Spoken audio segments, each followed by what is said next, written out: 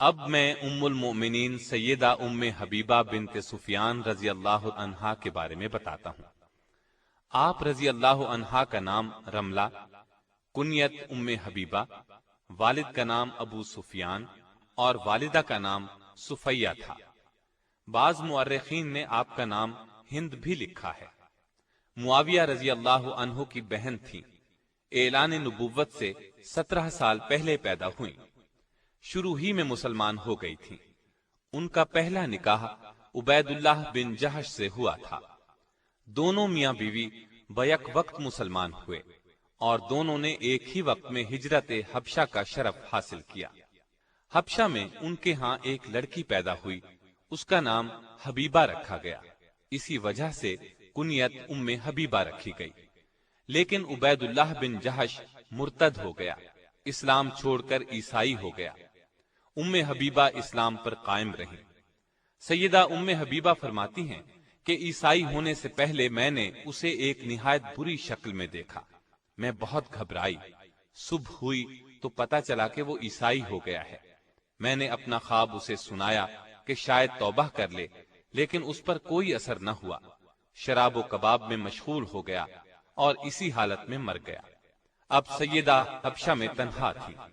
بیان فرماتی ہیں کہ چند روز بعد میں نے خواب میں دیکھا کہ کوئی شخص مجھے یا ام المؤمنین کہہ کر بلا رہا ہے۔ میں بہت گھبرائی۔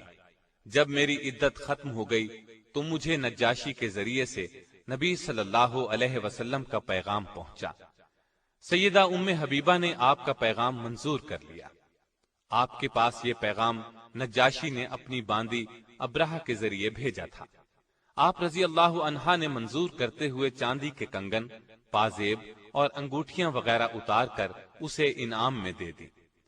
شام ہوئی تو نجاشی نے سیدنا جعفر طیار اور دوسرے مسلمانوں کو جمع کر کے خود ان کا نکاح پڑھا۔ 400 دینار مہر مقرر ہوا، جو اسی وقت رسول اللہ صلی اللہ علیہ وسلم کی طرف سے خالد بن سعید رضی اللہ عنہ کو دے دیے، جو کہ ام حبیبہ کی طرف سے وکیل تھے۔ اس طرح یہ نکاح ہوا۔ لوگ اٹھنے لگے تو نجاشی نے کہا، ابھی بیٹھیے، انبیاء علیہم السلام کی سنت یہ ہے کہ نکاح کے بعد ولیمہ بھی ہونا چاہیے۔ چنانچہ کھانا آیا۔ ولیمے سے فارغ ہو کر سب رخصت ہو گئے۔ چنانچہ سیدہ ام حبیبہ جب مدینے آئیں تو تمام حالات اور واقعات کہہ سنائے۔ آپ صلی اللہ علیہ وسلم سن کر مسکراتے رہے۔ نجاشی نے سیدہ ام حبیبہ کو شرحبیل بن حسنہ کے ساتھ آپ کی خدمت میں بھیجا تھا اور اپنی طرف سے انہیں گھریلو سامان بھی دیا تھا۔ یہ نکاح 6 ہجری کے آخر یا 7 ہجری کے شروع میں ہوا۔ اس وقت آپ رضی اللہ عنہا کی عمر 36 یا 37 سال تھی۔ ابن حیثمہ نے اپنی تاریخ میں مصعب بن عبداللہ کے حوالے سے لکھا ہے کہ رسول اللہ صلی اللہ علیہ وسلم نے ام حبیبہ سے نکاح کیا تو اس زمانے میں ان کے والد ابو سفیان مسلمان نہیں ہوئے تھے۔ سیدہ ام حبیبہ صورت اور سیرت دونوں کے لحاظ سے ممتاز تھی۔ آپ رضی اللہ عنہا کی روایت کردہ احادیث 65 ہیں۔ آپ کو اسلام اور رسول اللہ صلی اللہ علیہ وسلم سے بہت محبت تھی۔ یہ اسلام سے محبت ہی تو تھی کہ ان کا شوہر عبید اللہ عیسائی ہو گیا تھا، لیکن یہ برابر اسلام پر ثابت قدم رہی، شوہر کے عیسائی ہونے اور علیحدگی کی پرواہ نہ کی۔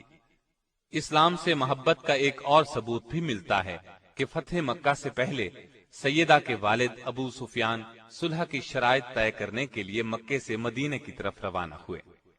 آپ صلی اللہ علیہ وسلم نے صحابہ کو خبر دی کہ ابو سفیان مکے سے صلح کی مدت بڑھانے اور عہد کو مضبوط کرنے کے لیے آ رہا ہے۔ ابو سفیان اس وقت تک مسلمان نہیں ہوئے تھے۔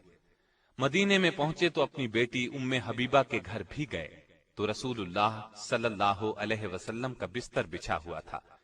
جب وہ بستر پر بیٹھنے لگے تو ام حبیبہ رضی اللہ عنہا نے فوراً آگے بڑھ کر بستر لپیٹ دیا۔ ابو سفیان کو بیٹی کی اس بات پر غصہ آ گیا۔ تیز لہجے میں بولے، بیٹی تو نے بستر کیوں لپیٹ دیا ہے؟ بستر کو میرے قابل نہیں سمجھا یا مجھے بستر کے قابل نہیں سمجھا؟ سیدہ نے جواب دیا، ابا جان، یہ دنیا کی مقدس ترین ہستی رسول اللہ صلی اللہ علیہ وسلم کا بستر ہے، اس پر ایک مشرک جو شرک کی نجاست سے آلودہ ہو نہیں بیٹھ سکتا۔ یہ سن کر ابو سفیان جھنجلا اٹھے اور غصے میں بولے، اللہ کی قسم، تو میرے بعد بہت سی خرابیوں میں مبتلا ہو گئی ہے۔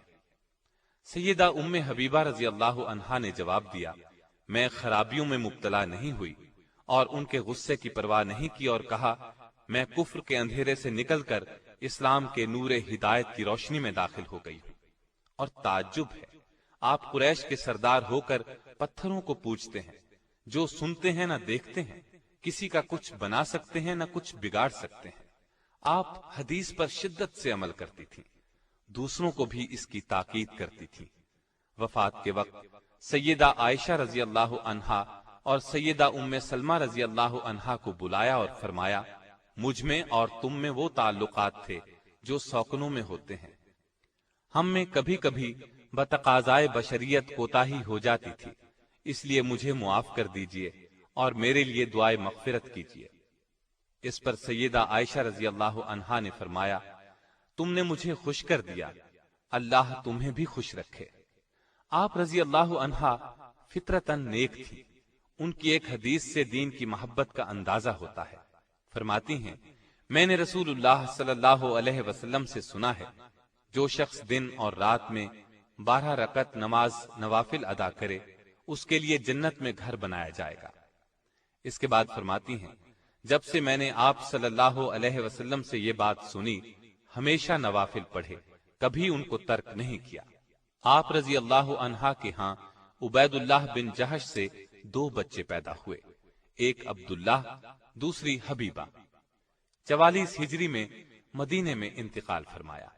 اس وقت ان کے بھائی سیدنا امیر معاویہ کی خلافت تھی۔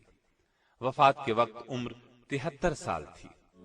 اللہ تعالی کی ان پر ہزارہا رحمتیں ہیں۔